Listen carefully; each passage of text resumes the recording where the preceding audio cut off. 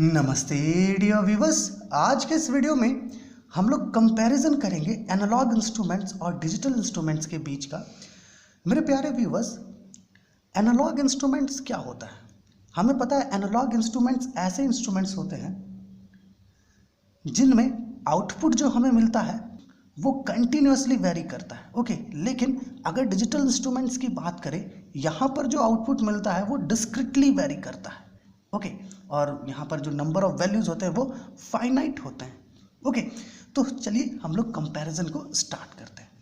सबसे पहले जो हम लोगों ने लिखा है वो इन दोनों का कुछ इसी प्रकार का आउटपुट से रिलेटेड एक पॉइंट है कि instrument which gives output that varies continuously as quantity to be measured is known as analog instrument, है ना। देखिए, एनालॉग इंस्ट्रूमेंट में क्या होता है कि जब भी आप कुछ इनपुट देते हो तो हमें कुछ आउटपुट मिलेगा, है ना। तो जो आउटपुट मिलेगा ना वो कंटिन्यूसली वेरी करता है। ओके, क्या करता है? वो कंटिन्यूसली वेरी करता है। लेकिन वहीं अगर आप डिजिटल इंस्ट्रूमेंट की बात करते हो तो डिजिटल इंस्ट्रूमेंट में क्या होता है कि आउटपुट जो आपको मिलता है वो डिस्क्रिट स्टेप्स में वेरी करता है, मतलब डिस्क्रिटली वेरी करता है। और यहाँ पर जो नंबर ऑफ वैल्यूज होते हैं ना, ओके, वो फाइनाइट होते हैं। Okay, this is the first difference between analog instrument and digital instrument. Now the second जो हम लोगों ने लिखा है वो है कि जो एनालॉग इंस्ट्रूमेंट है ना वो ज़्यादा पावर कंज्यूम करते हैं, बट वहीं अगर आप डिजिटल इंस्ट्रूमेंट की बात करो तो डिजिटल इंस्ट्रूमेंट पावर कम कंज्यूम करते हैं। अब ऐसा क्यों? ऐसा इसलिए मेरे प्यारे व्यूवर्स, क्योंकि देखिए एनालॉग इंस्ट्रूमेंट्स में क्या होता है, ढेर सारे इक्विपमेंट्स लगे हुए होते हैं। उन सारे इक्विपमेंट्स को ऑपरेट करने के लिए हमें क्या चाहिए? ज़्यादा पावर चाहिए, है ना। दैट्स वाई एनालॉग इंस्ट्रूमेंट्स जो है वो ज़्यादा पावर कंज्यूम करता है। लेकिन वहीं अगर आप डिजिटल इंस्ट्रूमेंट्स की बात करो तो डिजिटल इंस्ट्रूमेंट्स में क्या होता है, ये बहुत स्मॉल साइज़ के भी होते हैं ज़्यादातर, और कॉम्पैक्ट होते हैं साइज़ में, और पोर्टेबल होते हैं, जिसकी वजह से इनमें जो इंस्ट्रूमेंट्स होते हैं वो ज़्यादातर इंटीग्रेटेड सर्किट्स के फॉर्म में होते हैं, है ना, जिसकी वजह से ये बहुत कम पावर कंज्यूम करते हैं। ओके, हमने जो थर्ड पॉइंट लिखा है वो कुछ इस प्रकार का है कि जो एनालॉग इंस्ट्रूमेंट्स होते हैं वो बहुत लार्ज होते हैं, साइज उनका बहुत लार्ज होता है और बल्की होते हैं, है ना। लेकिन वहीं अगर आप डिजिटल इंस्ट्रूमेंट्स की बात करो तो वो क्या होते हैं? कॉम्पैक्ट इन साइज और पोर्टेबल होते हैं, है ना, मतलब आप कैरी भी कर सकते हो इधर से उधर। ओके, अगला पॉइंट हम लोगों ने कॉस्ट के रिगार्डिंग लिखा है। जैसा कि हम लोगों ने लिखा है एनालॉग में कि they are much costly, but digital circuits में they are not much costly. Okay, देखिए एनालॉग इंस्ट्रूमेंट्स क्या है?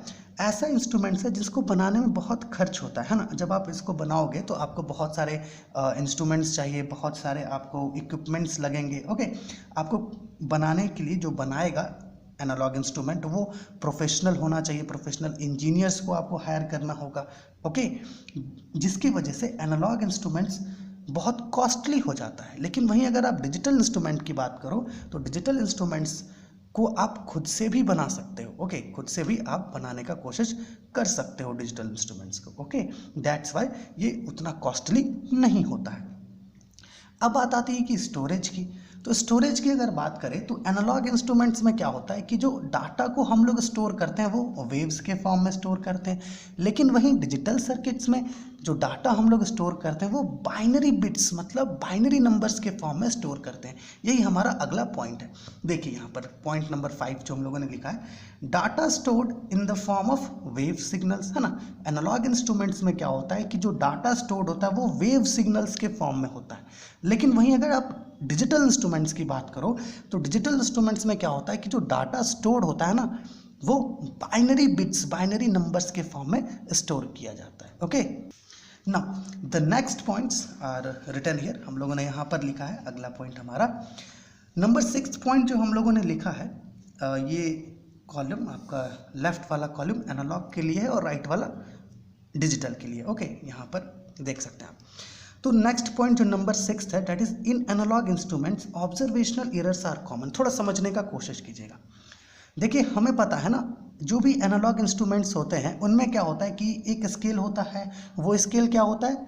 क्रैम्प्ड होता है। कहाँ पर क्रैम्प्ड होता है? हर एक एनालॉग इंस्ट्रूमेंट के नीचे, है ना, लोअर साइड में एक स्केल क्रैम्प्ड होता है ना, वहीं पर हमें देख करके ऑब्जर्वेशन लेना होता है।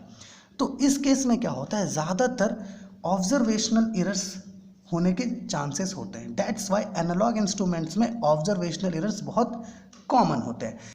लेकिन वहीं अगर आप डिजिटल इंस्ट्रूमेंट्स की बात करो तो डिजिटल इंस्ट्रूमेंट्स में क्या होता है कि हमें जो आउटपुट मिलता है वो तो स्क्रीन पर है ना, स्क्रीन पर डिस्प्ले होता है, तो यहाँ पर ऑब्जर्वेशनल एरर का चांसेस लगभग खत्म हो जाता है। That's why digital instruments are free from observational error. So हमारा 6 पॉइंट क्या है? 6 पॉइंट है in analogue instruments observational errors are common but digital instruments are free from observational errors. ना हमारा 7th पॉइंट जो हम लोगों ने लिखा है वो रिजल्ट्स मतलब आउटपुट के रिगार्डिंग है।